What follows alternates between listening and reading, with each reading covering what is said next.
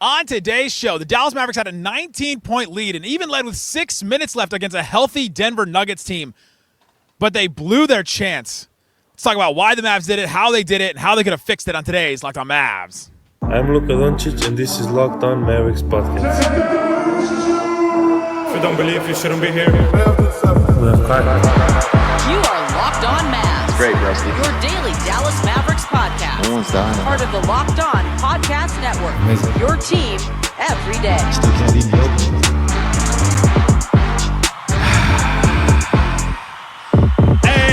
Welcome. You are locked on to the Dallas Mavericks. My name is Nick Angstadt, media member and NBA channel manager of the Locked On Podcast Network, your team every day. Thanks for being an everydayer, making Locked On Mavs your first listen today. Subscribe to our free Locked On Mavs newsletter. Check the QR code for different ways to follow the show. Today's episode is sponsored by Game Time. Download the Game Time app, create an account, and use that code LOCKEDONNBA for $20 off your first purchase. And joining me, as always, on a post-game, the post-game prodigy. What you got for me, Slightly Biased? Oh, man, this one, NFL weekend. You guys following the NFL? No good games on whatsoever. Are we surprised? No. Not really. And the Dallas Mavericks rip our hearts out. Oh, you down bad? Rip our heart out on NFL playoff weekend. And usually it's the team in Arlington, the Arlington Cowboys. But if it couldn't be them, it had to be the Dallas Mavericks. We'll be there for a long time, probably. We'll talk about the Dallas Mavericks losing to the Denver Nuggets. Healthy Denver Nuggets squad. No Luka, no Kyrie for the Mavericks, but they had a 19-point lead. We'll talk about how they got that lead, how they blew it. We'll talk about some great stuff from Klay Thompson, from Dereck Lively, from Naji Marshall, some mixed stuff from Spencer Dinwiddie and others, and we'll get into that. But let's start here slightly. The Mavs are up with 6 minutes and 42 seconds left in this game, and they had fought really hard in this game. I was proud of the Mavericks and how they fought in the first quarter, especially in that third quarter. I was proud of how they really stepped up and responded after a bad second quarter, but up 6 with 6:46 left. They were up 96-94. The game ended 101-112. Do the math. That is an 18-5 run by the Nuggets to end this game. What did you see in that ending run that was so brutal for the Mavs? I mean, it really started towards the end of the third quarter. The Mavs had a 19-point lead with 4 minutes left in the game, or in the third quarter. Sorry, and it just went downhill. I thought, especially early on in the fourth, they still got decent looks. You know, they got some floaters that were going in for most of the game that stopped dropping. Their three ball completely abandoned them in the second half of this game. And a lot of those were really clean looks that were dropping in the first half. And you knew they were going to start missing some threes. But, I mean, they ended up going 2 of 19 from 3 in the second half of this game. I mean, just completely and totally dreadful. And then, you know, the offense the game slowed down. The Nuggets started scoring. And we've talked about how, especially with this group, it really feels like the Mavs offense bleeds into their defense. And when the game starts to slow down, you don't have your two go-to guys in Luka and Kyrie, and you're going up against Nikola Jokic, like you're probably going to be in rough shape. And that's exactly what happened. We can get mad at Spencer Dinwiddie. We can get mad at the coaching staff, this, that, and the third. You probably win this game if you have Luka or Kyrie. In fact, no, probably. You definitely win this game if you have one guy. I know the Mavs had a lead at one point, 19-point lead. You got to win that game, just full stop. You have to, especially considering your circumstances and looking at your schedule moving forward. It's tough to figure out games where you have a chance to win with this group. I mean, they fight hard. You know, we've seen them have double-digit leads quite a bit in a lot of these games, and then they do end up blowing them. But that's because they're without their stars. Your stars can propel you on runs, but one of the things that's great about having a star is they can weather storms and they can put you back into the driver's seat whenever the opposing team goes on big runs. It's a game of runs after all. Like, you put any players on the court, naturally, there's going to be runs had in the game. And the Mavericks just don't have their run stoppers. That's really it. They don't have their run stoppers. You didn't expect to be in this game at all, right? Like, there's just no world where everybody I talked to here before the game was saying, you think we're going to win? I was like, no. The Nuggets got Aaron Gordon back, which was massive. He didn't start for them, but ended up playing and had some good moments. Jokic was probable. He had played before, but the game before, but he was back and he was looking like himself, except for in the scoring capacity. And then Jamal Murray missed the second half of the last game that they played, and then he ended up playing in this one too. So you got a healthy Nuggets team, basically.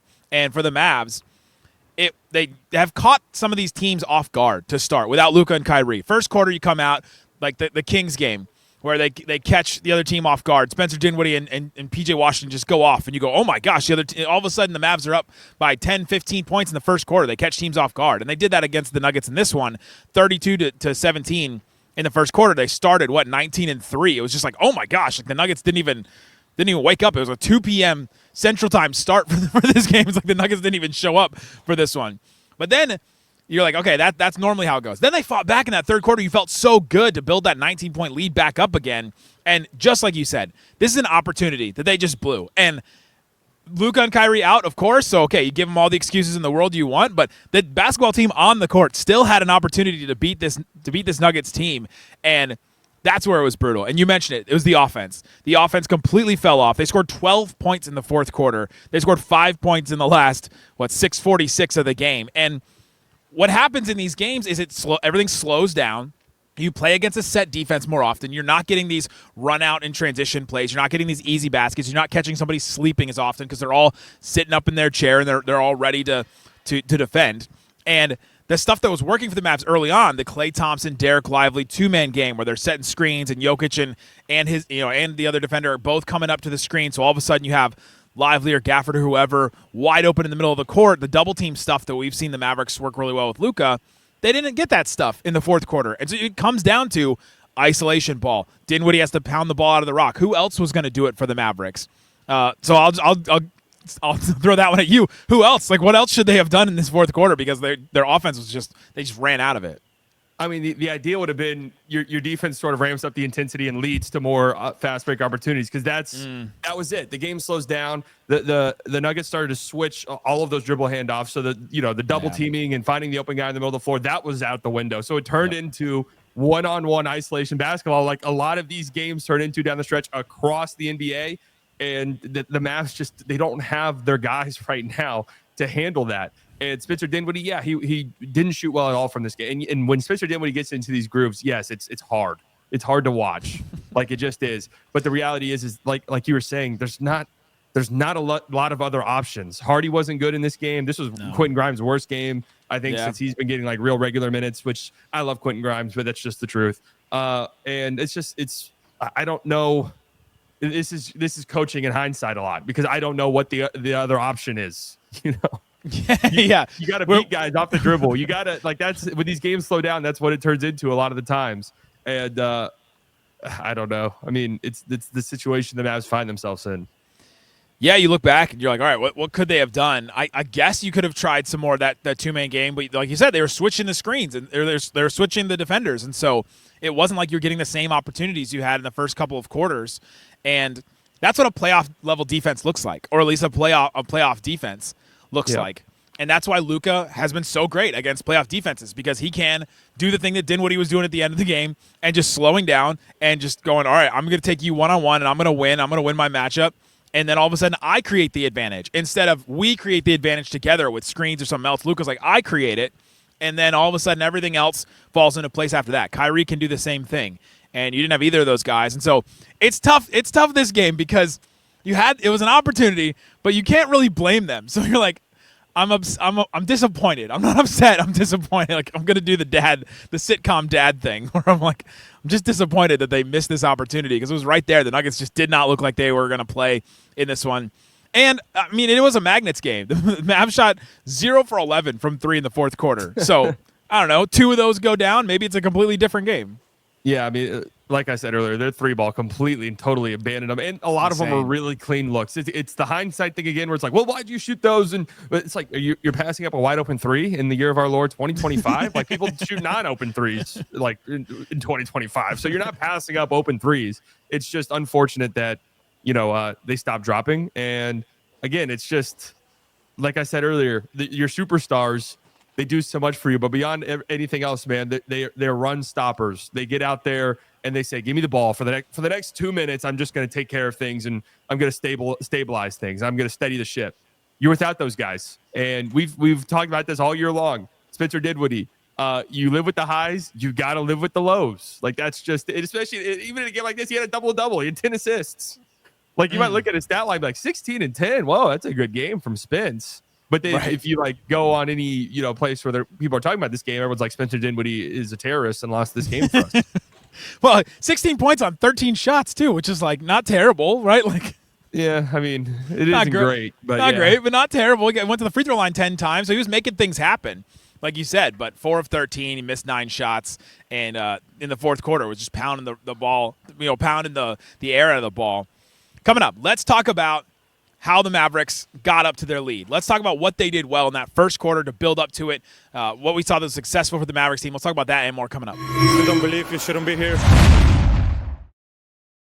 Today's episode of Locked On Dallas Mavericks brought to you by Ultimate Basketball HQ. I've used this game. I love it. It's a phone game, and it's called Ultimate College Basketball HC, where you go in and you get to cover everything. If you ever dreamed about being a college basketball head coach where you are in charge of every little detail, recruiting players, hiring, coaching staff, overseeing training camps, handling NIL deal, managing scholarships, all that kind of stuff. If you ever looked at your favorite college basketball team and said, I can do better than that, try it. When it comes to game time, you get to draw up offensive plays, set your strategy, the way that you'll be able to affect the outcome, and not just the current season. It'll shape the future of your franchise as well as you continue on to the basketball program throughout different years and things like that, and lead your team to glory. Special offer for Locked On NBA listeners. Use the promo code LOCKEDONCBB, all caps, inside of the game store for a free boost to your program. It's the perfect way to kickstart your coaching career and download the Ultimate College Basketball HC app. Just visit ultimate-cbb.com or look it up in the app stores. Ultimate College Basketball HC. Begin your coaching legacy today. We're also brought to you by Game Time. Download the Game Time app, create an account, use that code LOCKEDONNBA to get $20 off your first purchase. Game Time is awesome. I use it all the time. I use it for a bunch for getting Dallas Wings tickets. They got WWE coming to the American Airlines Center right here in 8 days. WWE will be played in this building, and you can get in for $67 right now on Game Time. And I love Game Time because you can see the views from your seats. You can see exactly where you're going to sit. You can see the all-in pricing, so it shows exactly what you're going to pay at checkout. At the beginning, take the guesswork out of buying tickets with Game Time. Download the Game Time app, create an account, use that code LOCKEDONNBA for $20 off your first purchase. Again, create an account, redeem that code LOCKEDONNBA for $20 off. Download Game Time today. What time is it? It's game time. Shut it down! Let's go home! Thanks for hanging out with us on Locked On Mavs, being part of the show, part of the Raccoon Squad, what we call our listeners, listening every day. We appreciate you for hanging out with us. Check the QR code for ways to follow the show. Also, the links in the description. We've got our Locked On Mavs insiders. We get texts straight from me and Isaac. We'll send you text messages during the games. Whenever we see a rumor, according to ESPN, the Mavs are one of the most active teams on the phones right now for trades. So if you want to hear more about stuff like that, subscribe to that, and it helps support the show as well. All right, Slightly. The Mavs did build up a lead in this one. We were kind of doom and gloom to start this one, but they did build up a 19-point lead a couple times in this game, build up double-digit leads. 32-17 in that first quarter. They got out to a 19-3 start, just a real hot start for the Mavs after some really great play and some really good defense from the Mavs. What did you see in that first quarter from the Mavs? Yeah, I mean, I thought the Nuggets were sleepwalking quite a bit, admittedly, to start this game. We talked about it at the top, but I thought that they did a great job offensively, which makes the fourth quarter sting more in that they attacked Jokic. They brought him up to the screen, and then they took advantage of the Nuggets putting 2 on-ball screens, and it led to, Mavs bigs getting the ball in the middle of the floor, and then everything coming off of that. The Mavs scored a ton of points in the paint in the first quarter of this game. They got a ton of great looks from 3. I mean, Klay had a few just completely and totally wide open threes. Those are shots that you absolutely love to see. And Klay was great in this game. And yeah, I thought they did great. The only thing that was really their downfall, and it ended up really coming back to bite them, is their lack of rebounding and how many offensive rebounds the Nuggets were able to get in this game. But yeah, I thought the Mavs, 10 assists on 12 makes in the first quarter of this game. I mean, the ball moved really well. They got a ton of great looks, and it's moments like that. The first 3 quarters, or the first 36 minutes of this game, pretty much. It's like, man, when Luka and Kyrie come back, like, this team is just, they do so many things. And then, well, fourth quarter happens. We don't feel as good anymore. I'm not as down on this game as you are, because let me explain why I'm down. Is because you're gonna lose a lot of games in the stretch. We already know that. Like, so when you have a 19-point lead against a team too that's above you in the standings, like when we look at the end of the season, tiebreakers. Assuming Kyrie's back soon and the Mavs start reeling off, wins again, like going on huge winning stretches. I wouldn't be surprised if the Mavs are within a game of the Nuggets at the end of the season. Yeah, or around there. Yeah. And then this is when you look back on, like, man, we could have been the 3 seed, or we could have had home court, but here we are playing every series on the road again. And it'll come down to the last couple of days of the season. You go, all right, it's the difference between us playing the Thunder in the second round or a different team, or the Thunder in the Western Conference Finals or something like that. I mean, that'll be the difference when it comes down. But I'm not as down on this game because, yes, you're playing with house money. You don't have Luka and Kyrie. Yes, you had an opportunity, which is brutal, but like this, the defense they saw from the Nuggets in the first quarter was not the defense they were going to see in the fourth quarter, and that's why it completely dried up. And yeah, they missed some opportunities, but they showed proof of concept for some things in this game and throughout a couple of these games. The Klay and Lively two-man game is something that they can turn to. It's something that you can play off of Luka and Kyrie. They'll get opportunities to do that, especially if weaker defenders are going up against Klay and Lively, because the stronger defenders are against Luka and Kyrie, right? You bring Lively up to Klay, and then all of a sudden he's running out of the pick and roll, or even just a dribble handoff. They had some really great stuff out of this. At 7 minutes, there was to give them the 19-3 lead. It was a Klay Lively pick and roll that turned into a Klay 3. Lively had 7 assists in this game? Yeah. His playmaking was awesome. Like, we saw the two best playmaking centers in the NBA today in Jokic and Lively. I don't know if Lively's the second best. I have to think through that a little bit. But no, he's not. But at of the teams that played today, Lively was the second best one. But Lively's playmaking was awesome, and you saw that with Klay. And I think that the Mavs, their offense, we've been so frustrated with their offense for the last, since Rick Carlisle left, basically. We've been frustrated with the Mavs offense. Can they diversify? Can they get more variety? Can they find other ways to score when maybe Luka can't get his first step off, or can't get, can't win his matchup one-on-one every single possession, because that's a really hard thing to do in the NBA. And so we're asking for more variety. And this Klay Lively two-man game stuff that we saw is something else that they can add to the playbook. Yeah, for sure. I mean, I thought Lively was great in this game, too. I mean, this was coming off of one of his best games of the season against the Trailblazers a few nights ago. Yeah. 8 assists. I mean, yeah, it's a whole nother layer to your offense when you have this guy that you feel comfortable putting in the high post and playing off of that with cutters and these dribble handoffs and stuff like that. I mean, it really opens up things. And we've talked about the Klay connection with the bigs. Like, it really is there. He's got great synergy with those guys. So it is nice to see. And Lively also hit a few, hook shots. I mean, those are the big shots. Massive shots this year that can change the trajectory of this Mavs season if that's a go-to move, and teams are switching screens or whatever, and Lively can get the ball in the middle of the floor with a smaller player on him, and if he can consistently hit that hook shot, I mean, that really is a game changer. We talk all about his mid-range scoring and potential three-point shooting, which continues. I mean, kid's really dragging that one out, huh? We're not gonna see it. Come on, we're not gonna see it. Well, kid said we're gonna see it. They're gonna stop. Let him No. Where's the? I don't always tell you guys the truth. I don't have my buttons with me, but I'm gonna play the drop from 2 years ago. I don't always tell you guys the truth. Well, because it's if you would unleash it, would it now make sense? Wouldn't this be the time? That's what I've been saying. But the thing is, they're in these games. They can't just mess around and try. They can't experiment as much in these games because they're actually in them, which is a testament to them, but also I wish we could see some more different things. They only experiment Lively threes in the NBA Finals. That's it. That's where they draw the line. That's exactly right. That's where they draw the line. I thought Lively was good, but then it's also the Lively conundrum, I guess. 27 minutes. This is a game you'd hope to see 30-plus minutes or so. It was all foul. It was all foul trouble. I know. That's what I was looking. Though, I was looking at the same thing. Can we get to a point where that's 30 minutes? Because what was it? How many minutes did he play against the Trailblazers? Wasn't it 34 or something? Yeah, he played a ton. Yeah, that was 35 minutes in that game. I mean, that's the dream, but that's tough, and that's the growing pains, and it really hurts you today because your other center options were not good. No. And Lively's fouls, I was trying to write them all down. First one against a Jokic pump fake, another one against DeAndre Jordan. I got a help and recover. He had to recover against DeAndre Jordan. That was brutal. Another one against Jokic, jostling off ball, just an unnecessary foul right there.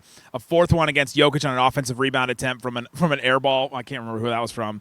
And then, it felt like all these were on Jokic. It felt like Jokic caused a lot of those for Lively, and it's putting him one-on-one, and then they put PJ on Jokic because Lively had 5 fouls. You're like, all right, we can't just have him there, and then Jokic scored on him twice right at the end of the game, and you're just like, okay, well then that's not going to work either for the Mavs.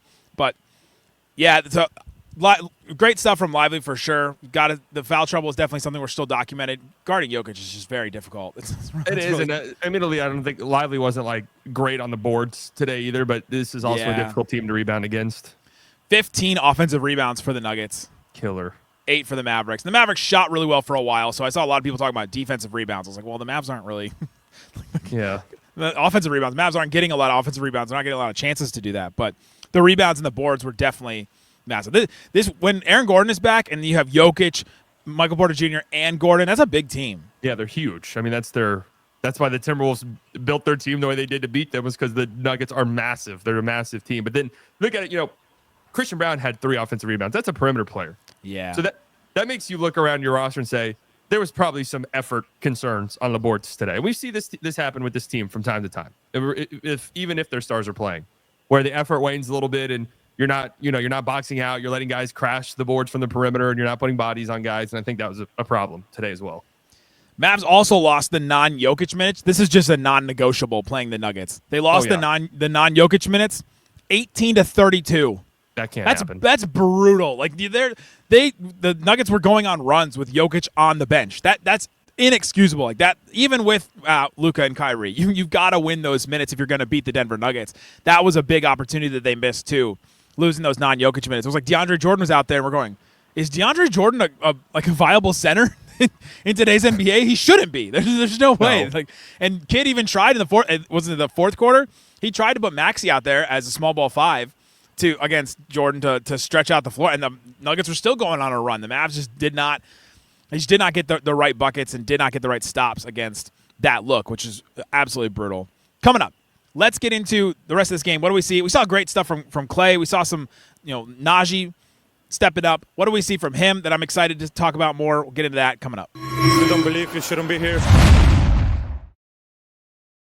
Today's episode of Locked On Mavs brought to you by OpenPhone, new sponsor here for us. And OpenPhone is for if you have a small business, you're wearing a bunch of different hats. You know that you've got to cover all kinds of different things. You have to figure out this employee dispute over here. You've got to figure out the timing for all kinds of different things. You're juggling customer calls all day. And as your team grows, it becomes impossible to manage everything with just your personal phone. You ever seen those people? I mean, you saw Woj with like multiple phones all the time. If you have a business, you're probably doing the same thing. That's where OpenPhone comes in. It's the #1 business phone system designed to help you keep your work and personal life separate for just $15 a month. The cost of a couple of cups of coffee, that's like 2 cups of coffee now. You get complete transparency and visibility into everything happening with your business phone number. OpenPhone works through an app on your phone or your computer and integrates with tools like HubSpot and hundreds of others. It also uses AI-centered powered tools like call transcripts and summaries, so you'll get a rundown of your calls and action items the second you hang up, which is awesome because if you're like, oh, I just was on that call and I forgot what happened because I was doing something else, you get a transcript of it. That's awesome. Automated messages sent directly to your customer, ensuring you never miss an opportunity to engage. Right now, OpenPhone is offering 20% off your first 6 months. That's 20% off the first 6 months is a lot. When you get to openphone.com/LockedOnNBA, OpenPhone, OpenPhone.com/LockedOnNBA for 20% off your first 6 months. OpenPhone.com/LockedOnNBA. If you have existing numbers with another service, OpenPhone will port them over at no extra charge. OpenPhone.com/LockedOnNBA. Shut it down! Let's go home! All right, Slightly. I want to give a shout out to Locked On Mavs listener Sarah. She gave me these friendship bracelets. I posted them on Instagram and Twitter at Nick Van Exit. One of them says "Save Our Season." it has 77 and 11 on it. Save our season, which did not feel as apt until after this game. We're like, oh yeah, the Mavs still have to save their season right here. Yeah. And then the other one says "Free Naji," which I know he's already freed, but I appreciated that because that's a good moment for this year. Yeah, I like the sentiment there. Free Naji. Naji, I felt like was freed a little bit in this game. 16 points, 6 boards, 2 assists, 3 steals, hit a couple of threes. I was glad to see Naji really bounce back and get some fast break opportunities and score over guys. And he did the two small. Who was it against Peyton Watson? He did the 2 small against him after scoring over him. It was good to see Naji get his swag back a little bit. Yeah, and I mean, I think coming off of that illness and then the cardio stuff and then trying to find his groove after coming back from the suspension, I think we're probably due for some really solid Naji Marshall minutes again as he's finally getting his feet back under him and getting back into the groove of things. And for me, it's always the corner threes. He knocked down 2 corner threes in this game. Huge. That for me is huge. That's very important whenever you start thinking about postseason and how the floor shrinks and how guys who can't consistently hit those shots are exposed constantly in those settings. So those are always the things for me. Everything else is, what we come to expect from Naji, but it's the corner threes and stuff like that dropping. That's huge. Yeah, hitting 2 of those, and that looked really good, corner threes. I mean, he's stepping in with real confidence. He's not hesitating on them, which is great. He then had a 3 blocked with 5 minutes left in the game, which was just that was a sick play by Peyton Watson, though. That was a great play, but that was a brutal one where you go, ooh, they really could have used a real quality shot right there.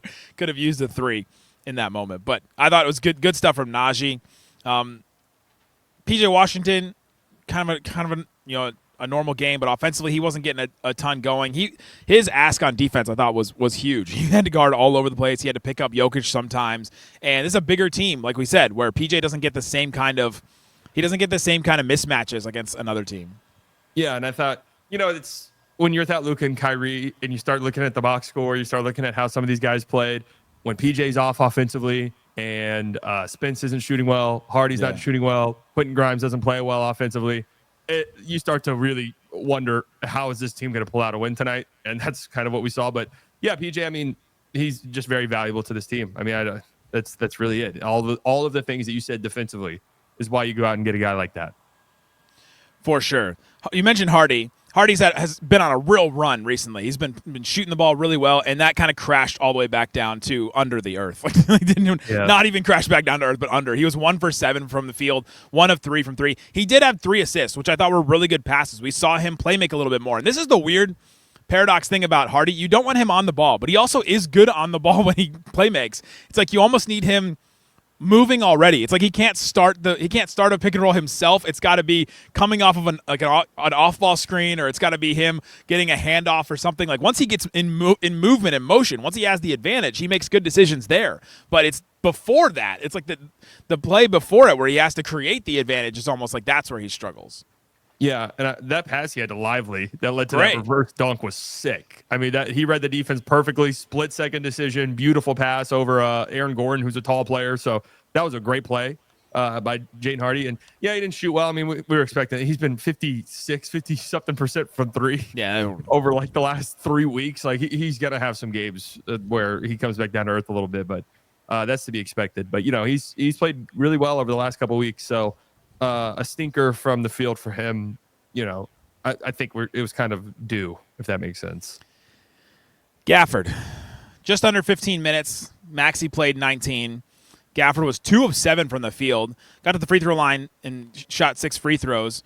But I thought Gafford struggled in this game. He had a couple of good plays here and there, but defensively, it just is so apparent the difference between Lively and Gafford in a game like this, and I thought they struggled defensively when Gafford was in the game.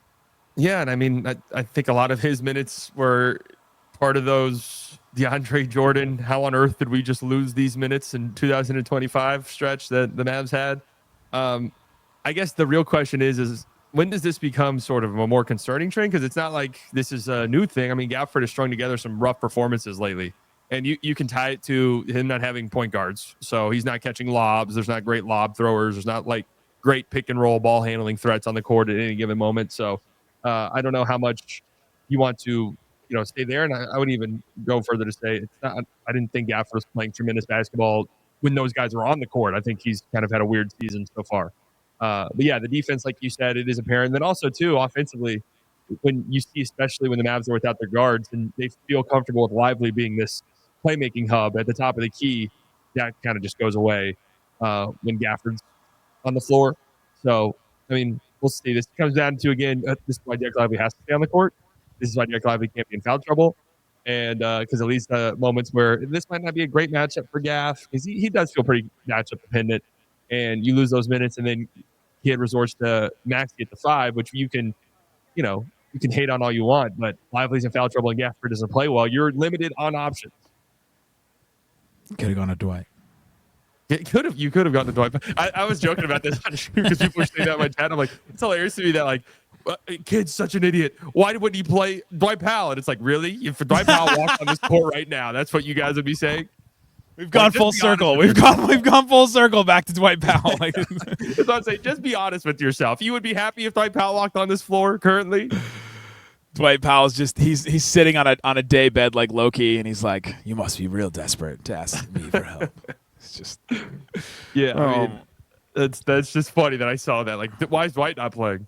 Like, We've just mentioned Gafford struggling against some of these playoff teams a couple times, and like you said, it is becoming some kind of a trend, and so it's just something I want to keep monitoring as we go through this, because it's not going to be surprising when in the playoffs it could happen again. He plays against a team that is a bad matchup for him, and all of a sudden we go, man, what about this backup center that's been great in some of these other games and great in stretches, and I'm sure Gafford will bounce back and have some great games the rest of the season, but when it happens against the playoffs, if it happens in the playoffs again, we're going to look back at games like this. They just started playing Space Jam on the court, and it really caught me off guard. Interesting. I mean, we're kind of in a stretch where it's like it's hard to believe this is the guy who made 33 straight field goals last year. Well, yeah, it just does, and also there was times last season where he wasn't, like, there was matchups for him that in the playoffs were a little bit rough. I mean, you kind of knew that when you were trading for him, though. But yeah, I mean, stuff like that becomes more apparent when you're missing guys and you're kind of struggling to, make ends meet. In this economy, we're struggling. Thanks for hanging out with us on Locked On Mavs. Go check out Slightly Biased, great YouTube channel all the time. Good stuff happening on there. We also have a show for you tomorrow, breaking down the Dallas Mavericks. We'll have the Nuggets game on Tuesday. Mavs versus Nuggets, guys. Thanks so much for listening to Locked On Mavs. Check the links in the description and the QR code for more. Thanks so much for listening to Locked On Mavs. Peace out. Boom. We've got score shinkflation. Shrinkflation. Shinkflation.